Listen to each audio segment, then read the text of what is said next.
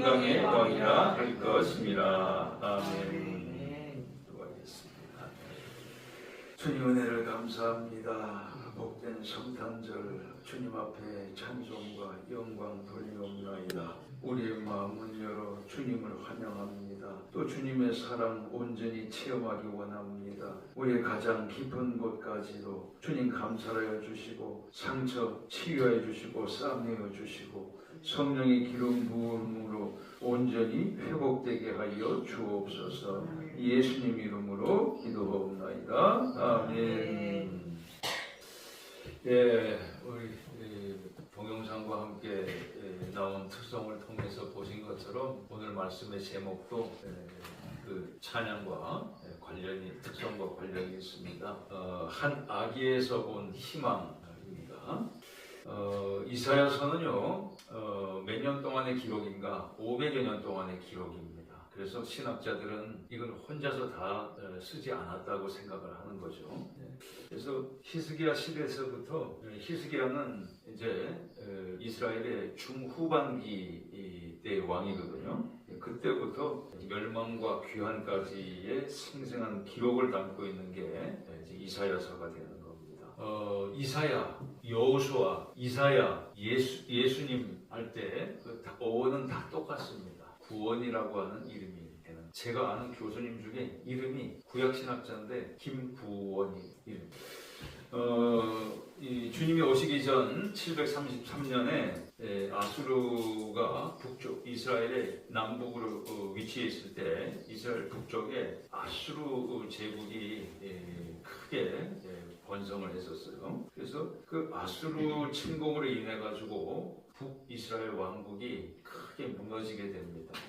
그 원인은 어디에 있었느냐? 먼저 북쪽 사람들이 잘못은 먼저 했어요. 왜? 남쪽 바로 코앞에 두고 라마라고 하는 곳에다가 큰 성을 짓고 이스라엘 민족들 앞에 크게 경계하는 건축물을 지으려고 하니까 남쪽에서 놀래가지고 어떻게 하냐면 남북 간에 직접 타협을 하는 게 아니고 그 바로 위에 있는 강대국에 가가지고 조공을 바치고 이미 북이스라엘로부터 조공을 한번 받은 상태였는데 양쪽에서 받아먹고 더 많이 주는 쪽을 택한 거죠. 그래서 북이스라엘을 무너뜨립니다. 그래서 주전 722년 11년 있다가 북왕국이 멸망해요. 멸망하면 남왕국이 좋을 것 같지만 절대로 좋지 않은 겁니다. 왜냐?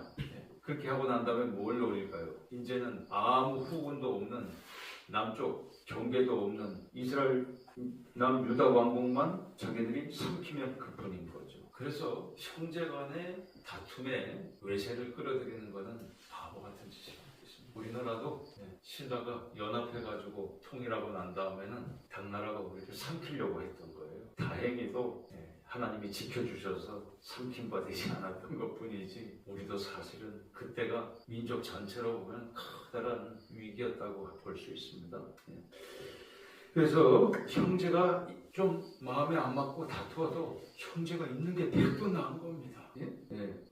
막상 북왕국이 사라지고 나니까 그들이 알고 보니까 우리 울타리였고 방패였구나 하는 것을 이스라엘 민족이 깨달았어야 되는데 그걸 못 깨달아가지고 자기들도 당하고 말게 된 게 주전 586년이었었어요.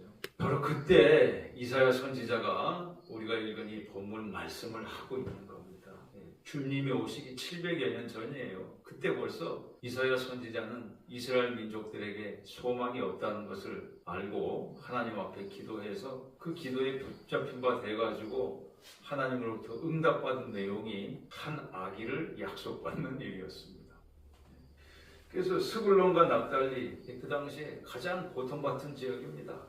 이스라엘을 둘로 나누면 위에 갈릴리 지역이 있고 밑에 유다 지역이 있는데 지형으로 보면 이 남쪽에는 굉장히 척박해요. 광야지대고 근데 북쪽은 사시사철 푸르고요. 아주 좋은 곳입니다. 근데 문제는 전쟁이 났을 때는 어떻게 하겠습니까? 좋은 데부터 가서 치게 돼 있는 거잖아요. 그래야 자기들이 뺏을 게 있으니까. 그래서 가장 고통받던 지역이 갈릴리 지역인데 이방 민족들의 침략이 가장 많았던 길목에 위치해 있기 때문에 고통도 제일 많이 겪었던 곳이 바로 그곳이 되는 겁니다. 근데 하나님께서 뭐라고 약속을 하시냐면 영화롭게 하시겠다고 약속을 하신 거예요. 그것은 뭐냐면은 우리가 믿음 생활을요 개인적인 일로만 생각해서는 안 된다는 뜻입니다. 지역 전체에 하나님께서 위로를 주시겠다는 뜻이에요. 제가 우리 정 권사님으로부터 직접 들은 말씀인데 저는 일제시대를 안 겪어봤잖아요. 6.25도 안 겪어봤고 근데 우리 정 권사님은 6.25도 겪으시고 6.25 때도 카츄샤로 근무하셨어요. 우리 정 권사님이 정 권사님이 저한테 직접 가르쳐 주시더라고요. 뭐냐면 일제시대 때는 농사를 지어봐야 별 소용이 없었대요. 애써 지어놓으면 제일 좋은 곳부터 일본 사람들이 다 공출로 뺏어가. 그냥 애써서 수고한 보람이 하나도 없게 되는 거죠. 바로 그런 상태입니다. 이스라엘 민족도.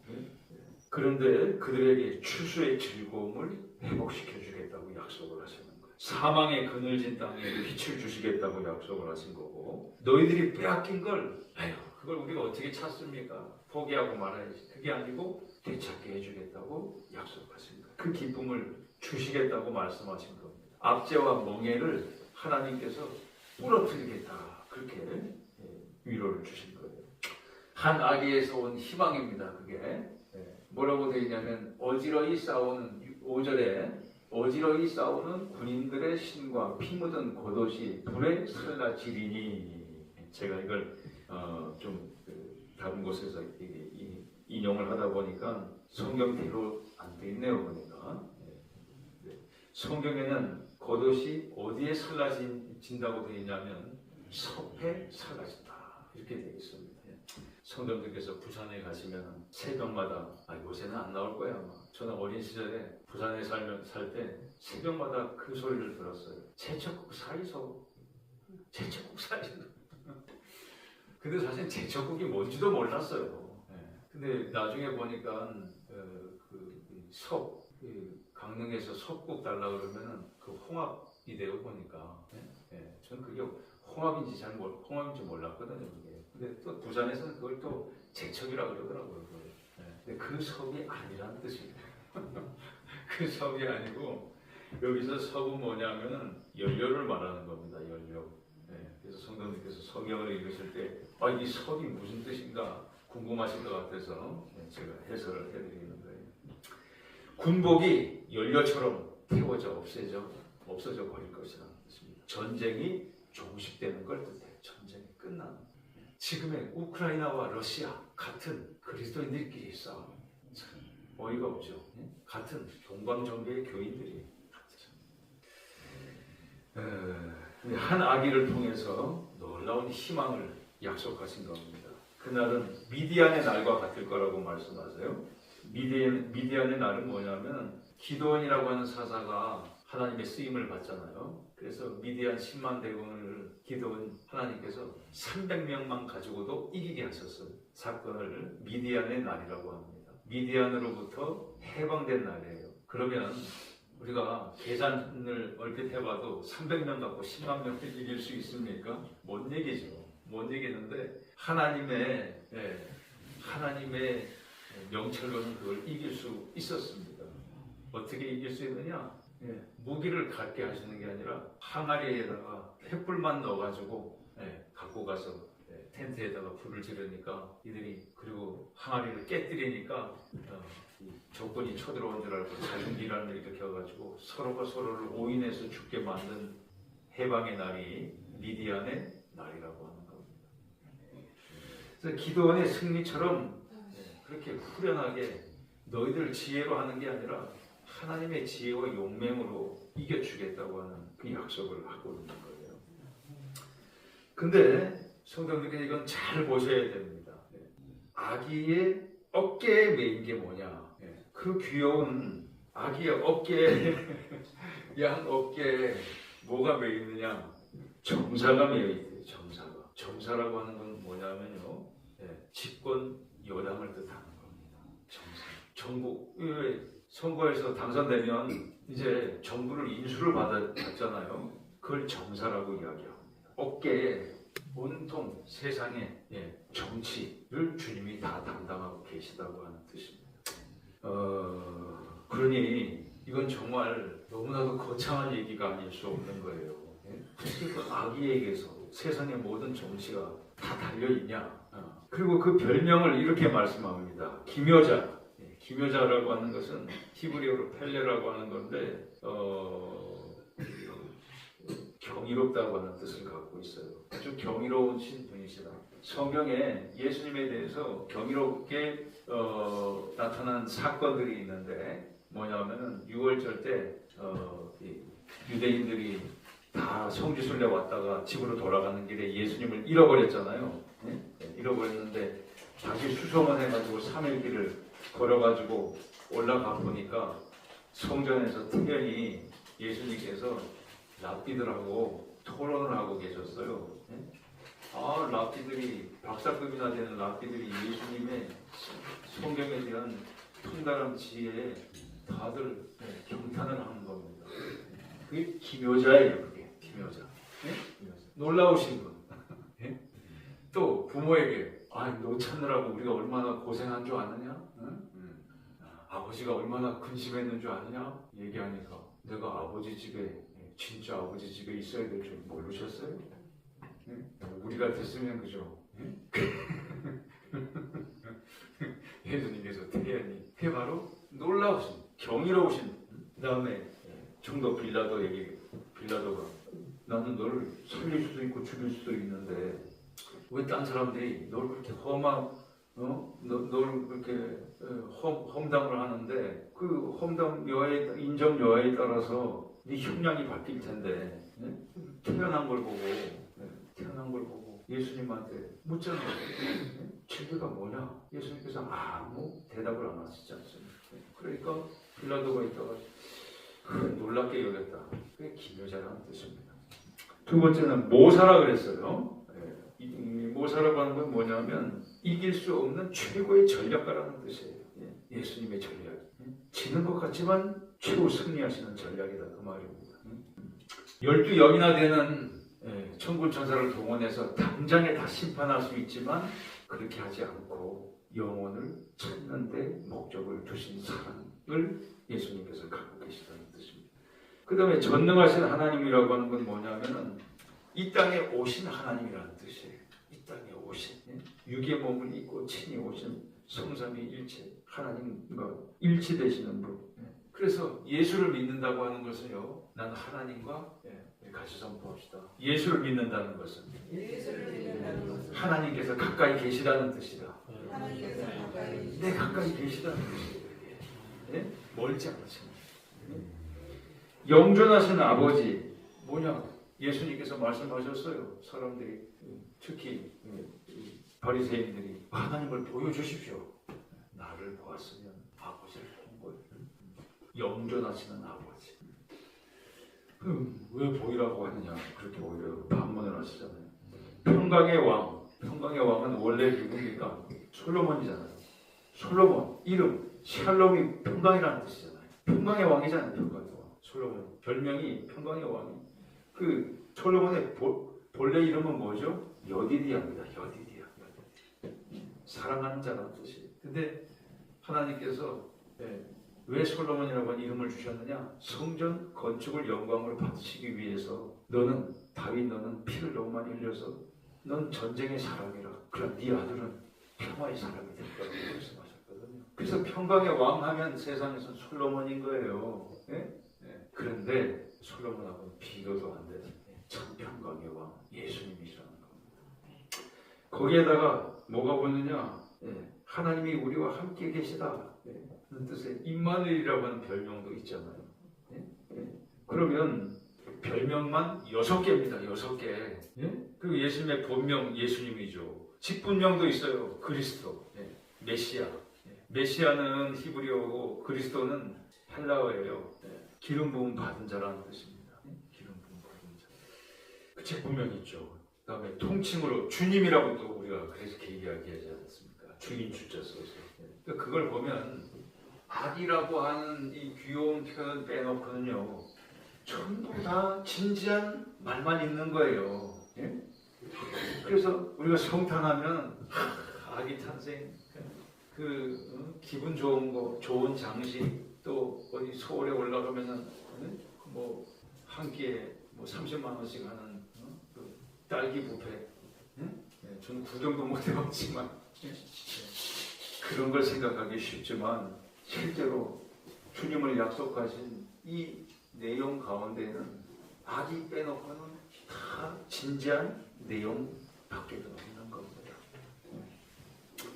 성탄절은 원래 낭만절이 아니에요. 낭만절이 아니라고 성탄절. 그런데 그 낭만 속에 사실 이 진지함이 배어 있는데 우리가 8가지를 잊고 살기 쉽다 그 뜻입니다.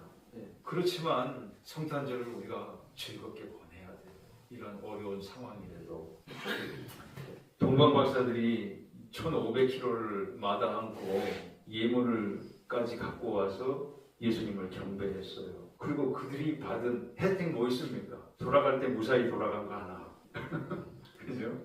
마음의 행복 하나 갖고 무사히 돌아가고 그 하나밖에 없었어요. 그렇지만 정말 가치 있는 인생이었던 거죠. 그들이 별만 보고도 뭐라고 되어 있냐면 마태복음 2장 10절에 예수님 앞에 가서 경배하면서 저희들이 별만 보고도 매우 그냥 기뻐했다고 안 되어 있습니다. 매우 크게 기뻐하고 기뻐했다고 되어 있어요. 그냥 메리 크리스마스가 아니에요. 메리 크리스마스지. 원래 성경에 나온 것은 메리 크리스마스인 겁니다. 메리 크리스마스. 성도님께서 찬송에도 나와 있지만 성탄절 때 많이 듣는 찬양 중에 노엘 노엘, 그 노엘이 무슨 뜻입니까? 노엘은 라틴어예요. 라틴어에서 프랑스 말이 라틴어에서 온 거거든요. 그래서 라틴어에서 온 프랑스과 말입니다. 프랑스 말이에요. 프랑스 말. 성탄절 그 뜻이에요. 노엘. 어쩔 수 없이 우리는 성탄절이 즐겁고 낭만적으로 생각하고 사는 게 맞습니다. 이렇게 진지한 뜻이 많아도 우리는 그렇게 하는 게 맞아요. 그래야 어린 아이들도 다 깨달아 안 하는 거니까. 그러나 분명히 성탄절은 고통받는 자를 위해서 오셨다는 거예요. 예수를 믿어도 내가 지금 겉으로는 웃지만 속으로는 괴로운 사람, 고통스러운 사람, 웃어도 웃는 게 아닌 분들,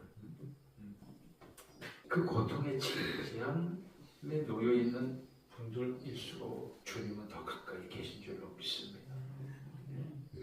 성탄절, 세상 사람들은 성경을 잘 몰라서 낭만으로 여기지만 우리 그리스도인들은 성탄절을 아픔 속에서도 바라볼 수 있어야 되는 믿음의 안목이 열려야 우리가 구원의 사명을 감당할 수 있게 될 줄로 믿습니다. 세상이 즐거워해서 들떠있다고 우리도 가가지고 들떠있는 거 옳지 않습니다.